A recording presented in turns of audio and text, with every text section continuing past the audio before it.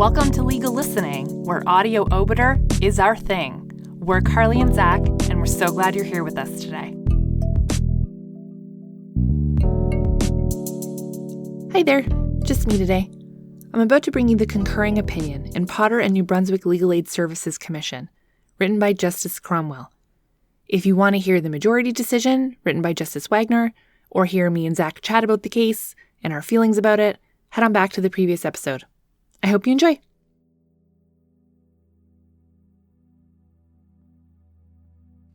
The reasons of Chief Justice McLachlin and Justice Cromwell were delivered by Justice Cromwell. Part 1. Introduction. I agree with the disposition of this appeal proposed by my colleague Justice Wagner. My understanding of the legal principles that apply to this case is somewhat different from my colleague's, and there are some issues which he discusses on which I prefer not to comment. I therefore will briefly set out my reasons for thinking the appeal should be allowed. My colleague's thorough and careful resuscitation of the facts and judicial history has saved me from having to set out this background. The key facts for my purposes are these. Mr. Potter was employed for a fixed term of 7 years, which expired on December 12, 2012. The intention was to provide him with a term of employment that would take him to retirement. Some difficulties in Mr. Potter's relationship with his employer developed by the spring of 2009. The New Brunswick Legal Aid Services Commission initiated discussions with him with the objective of obtaining a buyout of the remaining term. Mr. Potter had shown himself open to discuss this approach.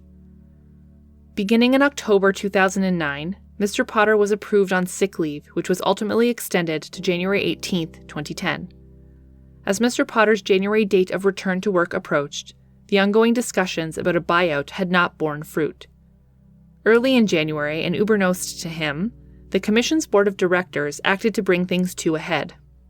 The Board passed a resolution directing the Board's chair to request of the Minister of Justice that Mr. Potter's appointment be revoked for cause if the Commission's counsel was not able to negotiate a resolution by January 11th that would bring Mr. Potter's term to an end in exchange for no more than 18 months' salary, including his retirement allowance. Under the terms of his appointment, Mr. Potter at that point had just short of 3 years left on his term appointment, and at the end of his term he became entitled to a retirement allowance of 25 weeks' pay, as well as special retirement allowance of 25 weeks' pay. There was no agreement between the parties with respect to the buyout, and so, on January 11th, the Board followed the course of action set out in its January 5th resolution. The chair wrote to the Minister of Justice recommending that Mr. Potter's employment be terminated for cause. On the same date, the Commission's counsel wrote to Mr. Potter's counsel, instructing that Mr. Potter was not to return to the workplace until further direction from the Commission, and that he would continue to be paid until instructed otherwise. As noted earlier, Mr. Potter had been set to return to work from his approved sick leave on January 18th. Mr. Potter's counsel sought clarification as to whether Mr. Potter had been suspended. The Commission's counsel responded by expressing surprise that there was any confusion and indicating simply that he is not to return to work until further notice. 2 months later, Mr. Potter started an action for wrongful dismissal. On these facts, the trial judge concluded that Mr. Potter had not been constructively dismissed, and that conclusion was upheld by the Court of Appeal. The main issue on further appeal to this court is whether the trial judge made a reviewable error in finding that these facts did not constitute a constructive dismissal of Mr. Potter. To approach this question, we must apply the well-accepted standards of appellate review. Errors of law are reviewed for correctness, while errors of fact and errors of mixed law and fact, unless tainted by a legal error, are reviewed for palpable and overriding error. Part 2. Analysis. A. Introduction. In my respectful opinion, the trial judge and the Court of Appeal made 2 related errors of law in their analysis of whether the Commission had repudiated Mr. Potter's contract of employment and thereby constructively dismissed him. First, the trial judge failed to recognize that an employer can repudiate a contract of employment other than by breaching an important term of the contract, such as by unilaterally changing one or more of its important terms. Repudiation may also consist of conduct which, when viewed in light of all the circumstances, shows that, in the mind of a reasonable person viewing the matter objectively, the employer did not intend to be bound in the future by the terms of the contract. As a result of failing to recognize this, the trial judge erroneously focused only on the employer's suspension of Mr. Potter with pay and asked whether that constituted a sufficiently serious breach of the contract to constitute repudiation and therefore constructive dismissal. Even if the suspension was not a sufficiently serious breach on its own to constitute repudiation, the trial judge had to consider whether, viewed in light of all the circumstances, the employer's conduct evinced the intention not to be bound by the terms of the contract in future. I do not find it necessary to decide whether Mr. Potter's contract of employment permitted his employer to suspend him indefinitely with pay. Even assuming that it did, the suspension in this case, viewed as it must be in light of all the surrounding circumstances and the correct legal principles, showed that his employer did not intend to be bound in the future by essential terms of the contract of employment. In short, the trial judge's legal error led him into palpable and overriding error of mixed law and fact. The judge further erred, in my view, by excluding from consideration the fact, unknown to Mr. Potter at the time, that the employer was seeking to have him dismissed for cause. The Court of Appeal assumed without deciding that this was an error, but found that if it was, such error was harmless. In my respectful view, this was one of the surrounding circumstances which the judge was obliged to consider in deciding whether the suspension, viewed in light of all the circumstances, evinced the employer's intention not to be bound by the contract of employment. B. First error. Anticipatory repudiation must be assessed in light of all the circumstances. To explain why I think the trial judge erred in his approach to the constructive dismissal case, I have found it helpful to take a step back from the details of wrongful dismissal law and to put the analysis in the broader context of the underlying general principles of contract law. In doing this, I am following the approach taken in what the court has characterized as the leading case in this field: repudiation, anticipatory breach, and constructive dismissal. The whole of the law of wrongful dismissal is grounded in the broader contract law principles relating to repudiation and anticipatory breach. The term repudiation refers to the situation in which a breach of contract by one party gives rise to the right of the other party to terminate the contract and pursue the available remedies for the breach. This occurs when one party actually breaches the contract in some very important respect and is said to thereby repudiate the contract. If the other party accepts the repudiation, the contract is over. If the other party does not accept the repudiation, the contract continues, subject to various other doctrines. In either case, the non-breaching party can pursue the available remedies, which may vary depending on whether that party has accepted the repudiation or affirmed the contract. There is a wealth of learning about the types of breach that constitute repudiation. Without getting into the details, we may say in brief that a breach is a repudiation of the contract if it is a breach of a contractual condition or of some other sufficiently important term of the contract so that there is substantial failure of performance. I pause here to deal with 3 problems of terminology that can cause confusion. The first relates to the word repudiation. It is used in at least 2 different senses. Sometimes it refers to the conduct of the breaching party in committing a breach that is sufficiently serious to give non-breaching parties the right to treat the contract as over. At other times, the term is used to refer to the choice of the non-breaching party, faced with this sort of serious breach, to treat the contract as over. I will use the word repudiation to refer to the acts of the party alleged to be in breach. I will refer to the choice of the non-breaching party to treat the contract as over as acceptance of the repudiation. The second terminological clarification deals with the term fundamental breach. The types of breach that are sufficiently serious to constitute repudiation are often referred to as fundamental breaches. However, use of the term fundamental breach can cause confusion because it is also used in the distinct context of deciding whether a contractual provision excluding or limiting liability is effective in the face of a radical departure from the contractual obligations. To avoid that confusion, I prefer to refer to breaches of this nature as breaches of sufficiently important terms, or repudiatory breaches. The final point of terminology is concerned with anticipatory breach. An anticipatory breach occurs when one party manifests, through words or conduct, an intention not to perform or not to be bound by provisions of the agreement that require performance in the future.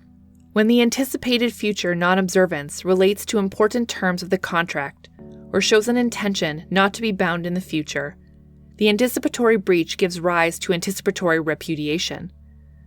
The focus in such cases is on what the parties' words and/or conduct say about future performance of the contract.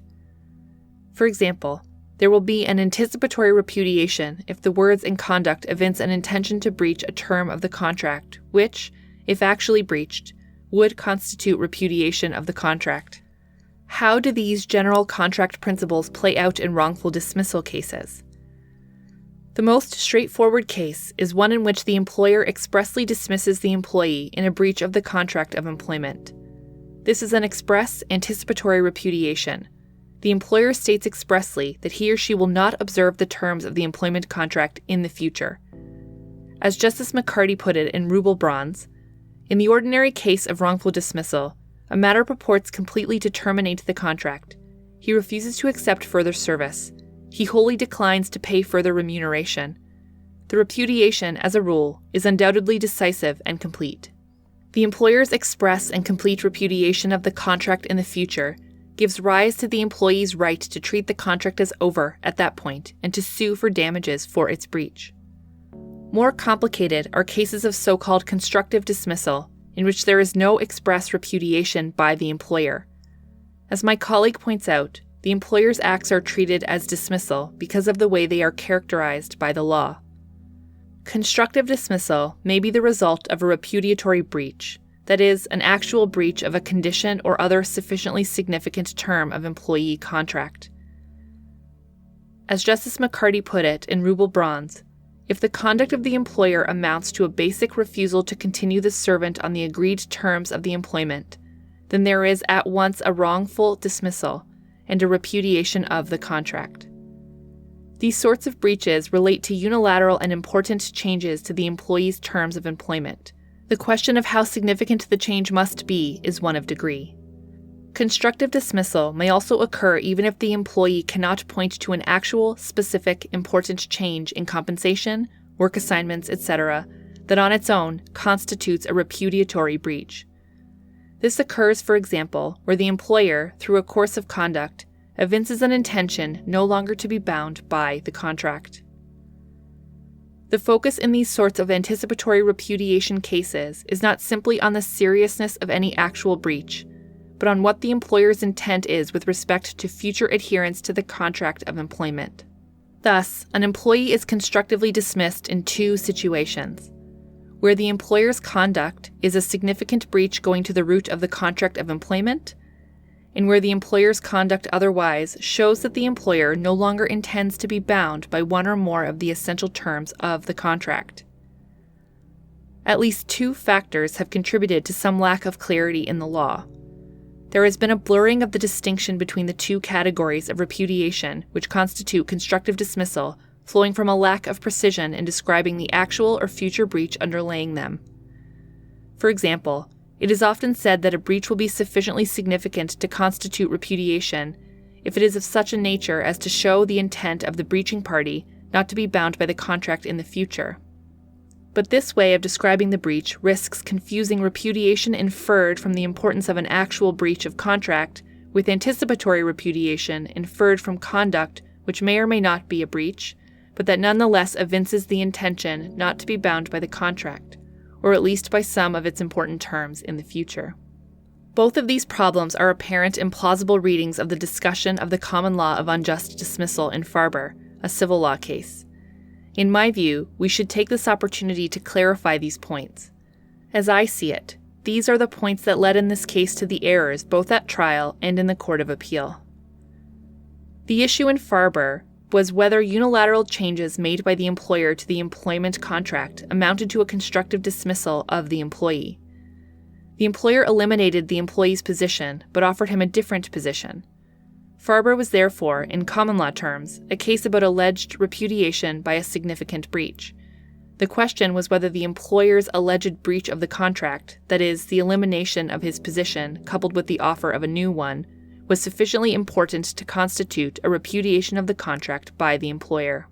The court referred to such a breach as a fundamental breach to signify fundamental changes to the contract in the sense that they were substantial changes to essential terms. For the reasons that I have just discussed, I suggest that it would be more helpful in future to avoid the term fundamental breach in this context. Farber's discussion of the common law is capable of being read as saying that there are not two categories of repudiation constituting constructive dismissal, but only one. Constructive dismissal only occurs when the employer commits what the court referred to as a fundamental breach, or to use the language that I prefer, where the employer has committed a sufficiently significant breach. On this reading of the decision, the employer's conduct that is not a breach or is not a sufficiently significant breach cannot constitute constructive dismissal. However, I do not think this is the correct interpretation of the common law discussion in Farber. It is well established in the common law that an employer may constructively dismiss an employee, even though the employer's conduct which evinces the intention not to be bound by the contract in future does not constitute a present breach of contract, or, if there is a present breach, is not sufficiently important to constitute repudiation on its own. Two judgments of the Ontario Court of Appeal have addressed this point and provided useful clarification with which I respectfully agree. In Stolze and Addario, the Court of Appeal, relying on Farber, stated the common law test for constructive dismissal as follows. Quote, the court must consider whether the act or acts of the employer have been such as to constitute a repudiation of the fundamental terms of the contract. End quote. I agree with this statement of the law, which leaves in place both the categories of repudiation that I have discussed, that is, repudiation by significant breach, and anticipatory repudiation. In Shaw and Xerox Canada Limited, the Court of Appeal rejected the employer's contention that constructive dismissal could be established only if the employer had unilaterally changed a fundamental term of the employment contract. The court held instead that even if there is no change to a specific term of the contract of employment, an employer will be found to have constructively dismissed an employee if it demonstrated an intention no longer to be bound by the contract in the future, such as, for example, by a course of conduct which made the employee's position intolerable.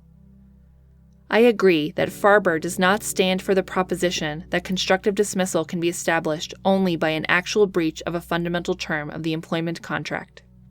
The trial judge's decision. This brings me to what in my view was the first of the trial judge's errors which the Court of Appeal failed to correct. The trial judge framed the issue as being whether or not the Commission breached the terms of Mr. Potter's employment contract by removing him from all the duties and powers of the Executive Director for an indefinite period of time. The judge held that the Commission did not do or say anything that would lead an objective observer to conclude that they had removed those duties from him permanently.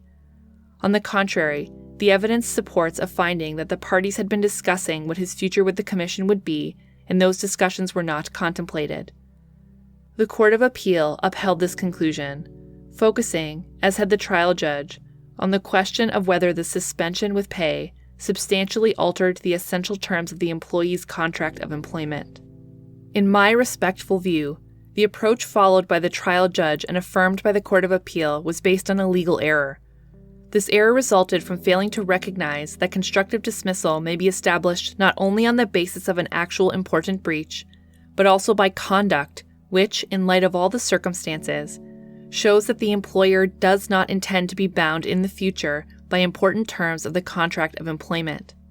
It follows that in assessing whether the employer's conduct constituted a repudiation of the contract of employment, the court must not only consider the importance of any actual breach in isolation, but must also consider the impact of the employer's conduct in light of the circumstances and viewed objectively on a reasonable person in the position of the employee. Consideration must be given not only to whether the suspension itself constituted a sufficiently serious breach of contract to constitute repudiation, but whether this suspension, viewed in light of all the surrounding circumstances, constituted an anticipatory breach in the sense that the employer evinced the intention not to be bound by important terms of the contract in the future. As Lord Scarman put it in Woodar Investment Development Limited and Wimpy Construction UK Limited, the trial judge and the Court of Appeal in this case were concentrating too much attention on the one act isolated from its surrounding circumstances, and failing to pay proper regard to the impact of the party's conduct on the other party. What were the surrounding circumstances, and what was their legal relevance? The suspension occurred in the context of the Commission's wanting to buy out Mr. Potter's fixed-term contract.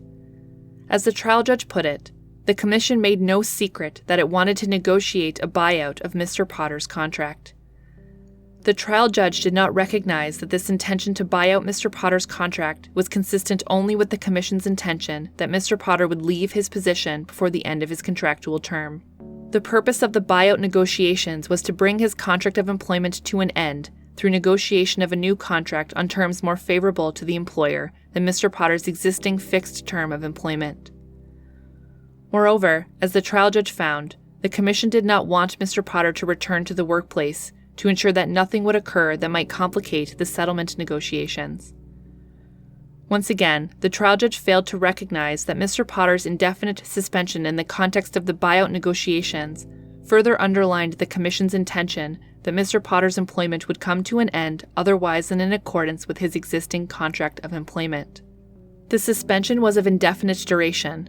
The letter from the Commission's counsel instructed that he not return to the workplace until further direction. Moreover, the letter gave no assurance that the Commission would in the future feel itself bound by the remuneration and benefit provisions of the contract of employment. The letter simply indicated that Mr. Potter would continue to be paid until instructed otherwise. The inescapable inference is that the Commission felt entitled to depart from the remuneration provisions of the contract at any time in the future. The surrounding circumstances therefore reveal the following.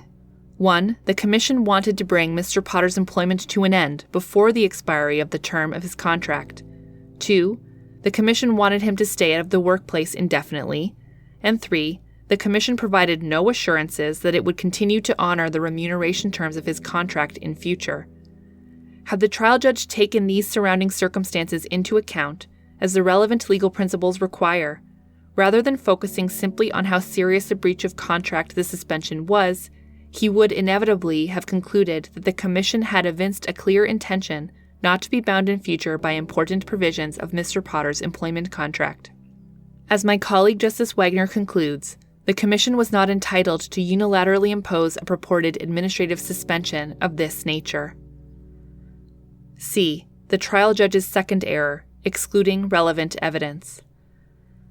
The trial judge's second error was to exclude from consideration the fact that on the same day the Commission's counsel instructed Mr. Potter to stay out of the workplace indefinitely, the chair of the Commission sent a letter to the Minister of Justice seeking to have Mr. Potter's appointment revoked for cause. The trial judge decided that he could only consider what Mr. Potter knew at the time he claimed to have been constructively dismissed, because he could hardly allege that he was constructively dismissed based on something the employer did übernost to him. The Court of Appeal, while conceding that this might have been an error, found that if it was wholly harmless. While the law on this point is not as clear or as settled as one would wish, my view is that a non-breaching party claiming repudiation is entitled to rely on grounds actually in existence at the time of the alleged repudiation, but which were unknown to him at that time. I am also of the view that, contrary to the opinion of the Court of Appeal, the judge's exclusion of the letter from consideration was not a harmless error. The letter, understood in the context in which it was written, made it crystal clear that the Commission did not intend to be bound in future by important provisions of his contract of employment. Evidentiary framework for assessing the employer's intention. Where the question is simply whether the employer's actual breach of the contract of employment was sufficiently serious to constitute a repudiation of the contract, the test is purely objective and is judged on the basis of what a reasonable person in the position of the other party would conclude. As held in Farber, the question of whether the employer has substantially altered the essential terms of the employee's contract is assessed by asking whether, at the time, a reasonable person in the same situation as the employee would have felt that the essential terms of the employment contract were being substantially changed.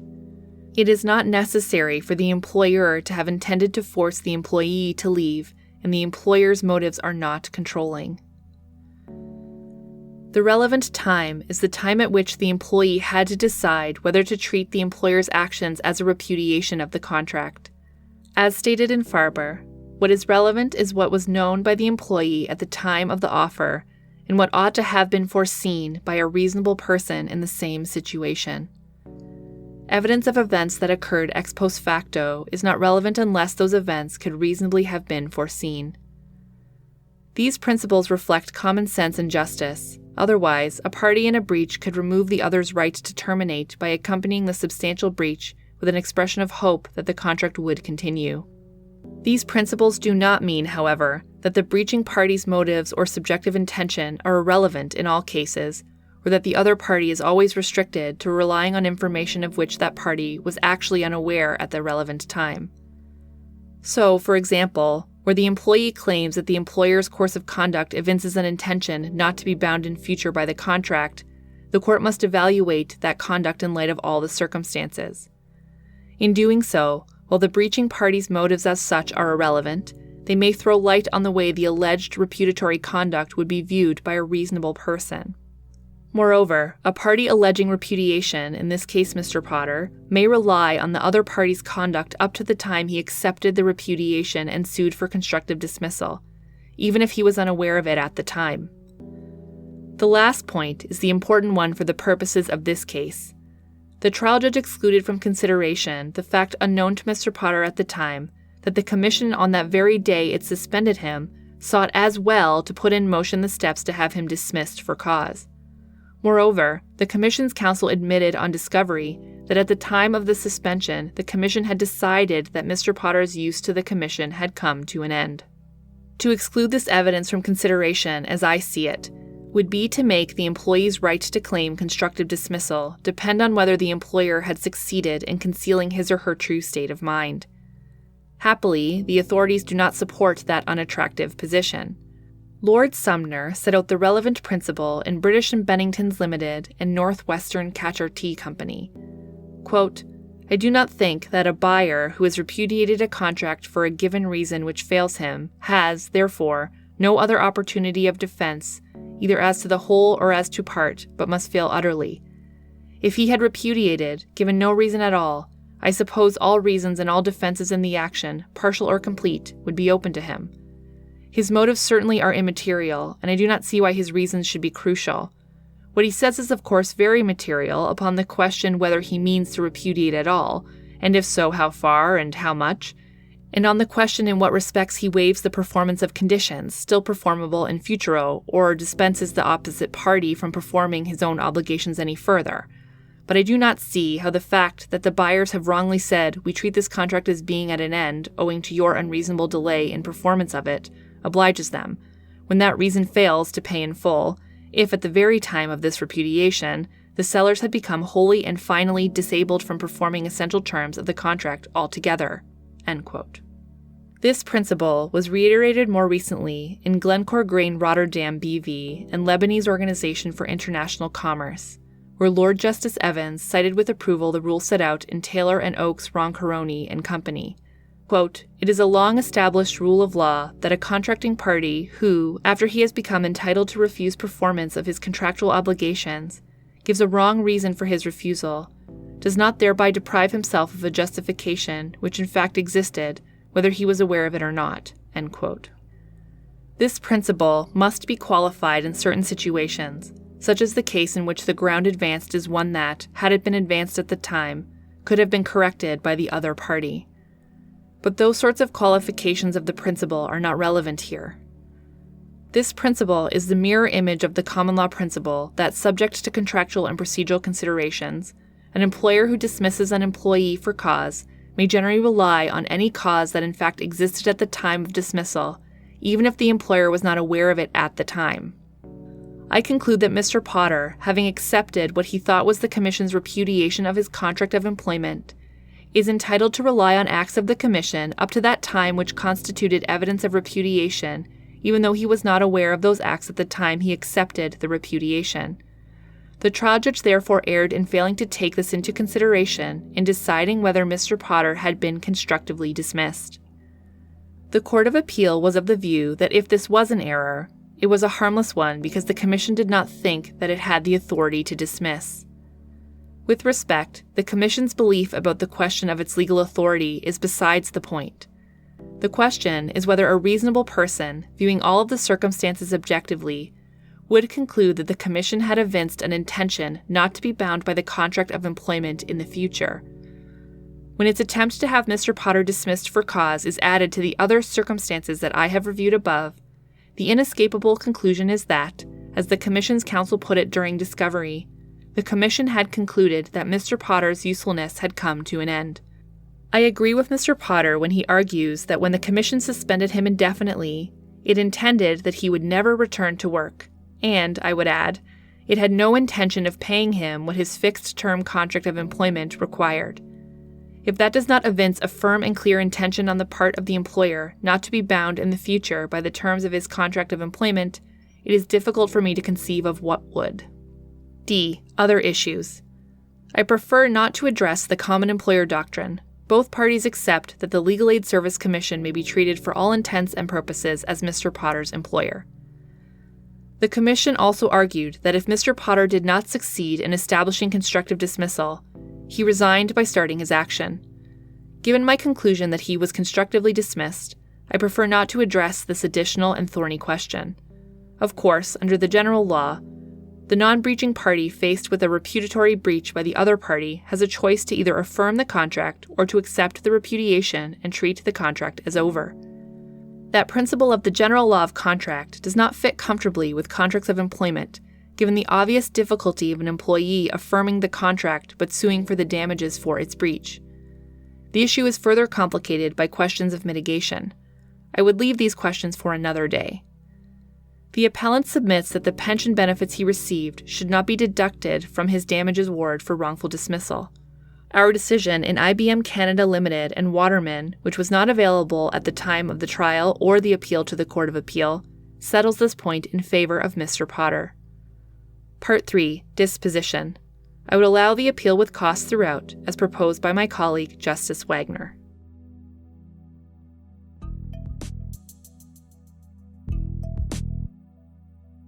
Thanks for the listen, friend.